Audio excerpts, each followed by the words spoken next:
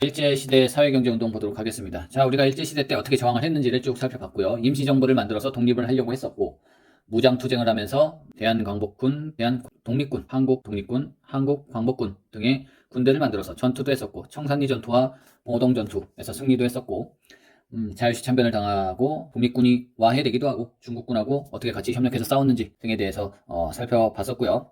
이번 시간부터는 조금 국내에서 각 분야별로 어떻게 운동을 진행을 했는지를 살펴보도록 하겠습니다.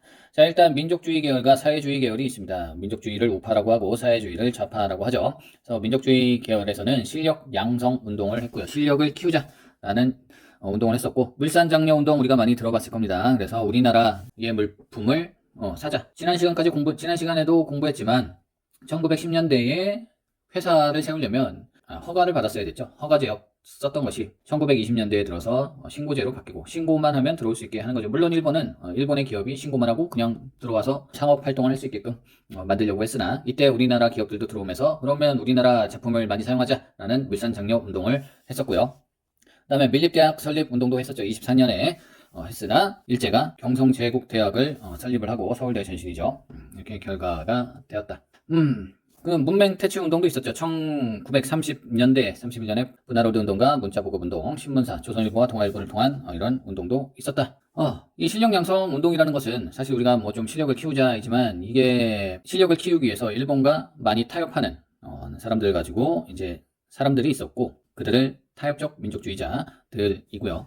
비타협적 민족주의, 일제와 조금 거리를 두면서 실력을 양성하려는 그런 사람들도 있었고요. 그래서 그 사람들 자치론이라는 것이 뭐 말은 좋아 보이지만, 자치론이라는 것은 일제 아래서 우리가 그 중요한 자리를 차지하고 그것으로서 우리가 다스린다라고 생각하자, 자치라고 생각하지 않은 게 자치론이죠. 어떻게 보면 조금 친일적 성향을 갖춘 그런 형태가 되겠습니다. 이광수와 최린. 친일파로 다 판명이 되신 분들이죠. 자, 사회주의 계열에서는 치안유지법이 공표가 됐었는데, 이거는 사회주의자들이 한 것이 아니고 우리가 그 일제시대 통치를 공부하면서 1920년대에 치안유지법, 사회주의자들을 사상을 좀 통제하려고 하는 그런 치안유지법이 있었다라고 말씀을 드린 적이 있는데요. 그것을 이야기하는 것이고요. 중요하다고 그때 아마 파란 글씨로 표시가 되어 있었을 겁니다. 사회주의 계열에서는 쟁의를 일으킵니다. 지금도 뭐 파업을 하고 그러는데, 그 시대에도 임금을 막 삭감한다 그러고, 일을 계속시키려고 하고, 쉬는 시간도 안 주니까, 암태도 소작쟁이를 일으키기도 하고요. 원산 총파업을 일으키기도 합니다. 농사 지으신 분들과 노농 총동맹이 24년에, 4년에 생겨나기도 하고요. 그 이후에 뭐 노동운동과 농민운동이 뭐 분리돼야 된다고 해서 27년에 뭐 분리되기도 하지만, 이런 일들이 있었고, 또 시험 문제에 자주 출제되는 것은 강주룡 31년도에 을밀대 지붕에서 농성을 벌였던, 그 다음에 내려오신 후에도 단식해서 돌아가셨던 그런 사건이 있었다. 이것도 문제에 자주 출제가 됩니다.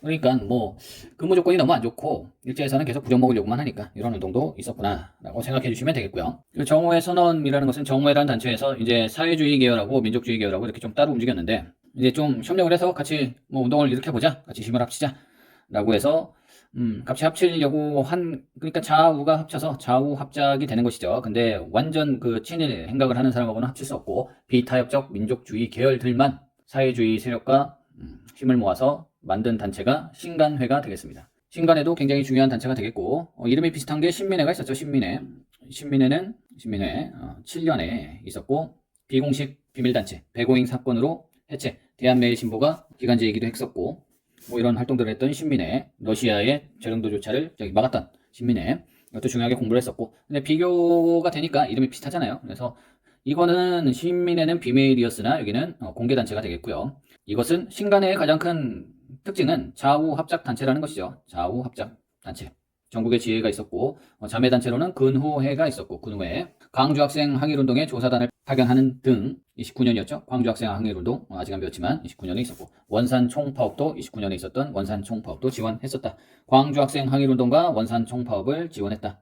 자매단체로는 근후회가 있고, 공개단체고 좌우 합작단체이다. 그래서 신간회는 27년, 신민회는 07년, 27년부터 31년, 신민회는 11년까지. 그러니까 뭐 활동한 것도 7일에서 시작해서 1에서 끝나는 것까지 뭐 비슷하다. 자, 이렇게 정리를 할 수 있겠습니다. 자, 일제시대의 역사 보도록 하겠습니다. 일본 사람들이 우리나라를 식민 통치하면서 사상적으로도 자기네 나라로 완전 통합하기 위해서 역사를 조작하기 시작하는데, 그것이 일본의 식민사관이 되겠고요. 조선, 너희들은 4대성, 항상 중국의 4대 해오지 않았냐? 그리고 타율성, 다른 사람이 하는 것에 따라서 움직이긴 했지 니네들이 자율적으로 한 게 뭐냐? 없지 않느냐? 그다음에 정체성. 니들이 무슨 역사 발전이 있냐? 계속 머물러서 개방 안 하려고 하고 개혁 안 하려고 하고 계속 가만히 있는 발전이 없는 그런 나라 아니냐라고 연구하는 그 역사관이 일본의 식민사관이 되겠고요.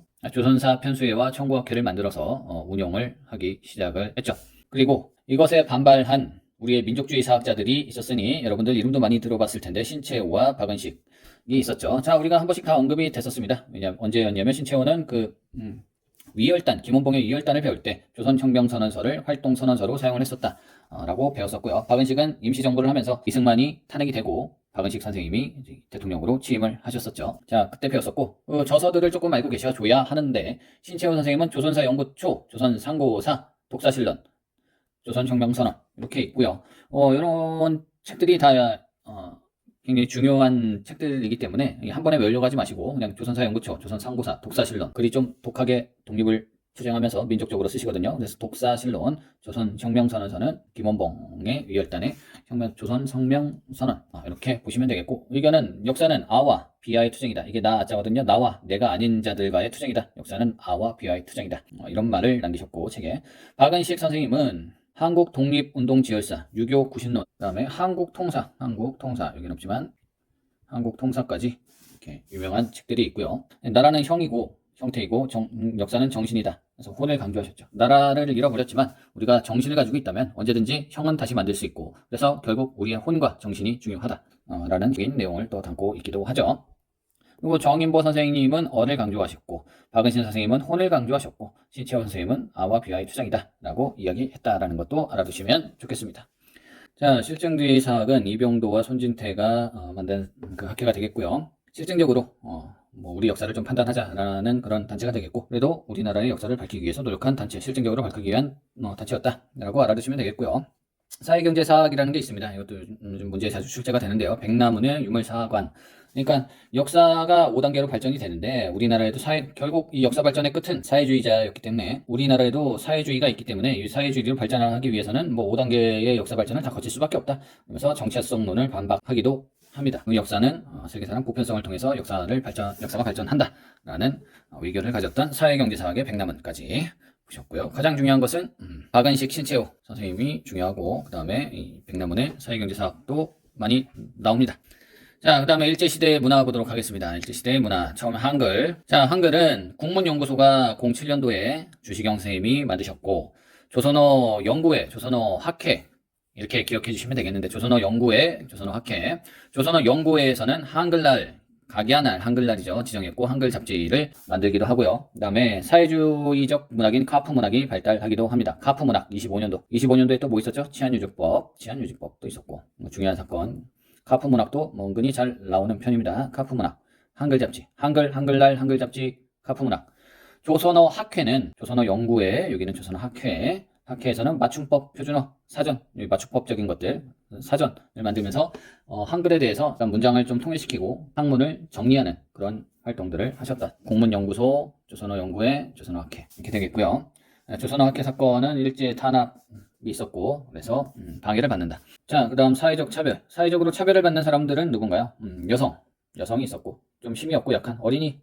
그 다음에 옛날부터 백정이라고 하면서 좀 천대를 받았던 그 백정, 고기 잡는 사람들, 이런 사람들이 되겠고요. 여성운동을 하기 위해서 근우회가 있었고, 근우회가 어디였었더라? 어디서 봤는데? 신간회의 자매 단체이기도 했죠. 그 다음에 형평사운동이 23년에 있었고요. 어린이날이 22년도에 지정이 됐습니다. 근우회 27년, 신간회도 27년이니까.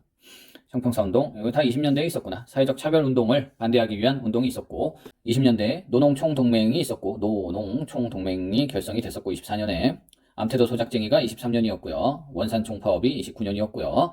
강주룡의 을밀대 농총이 31년이었죠.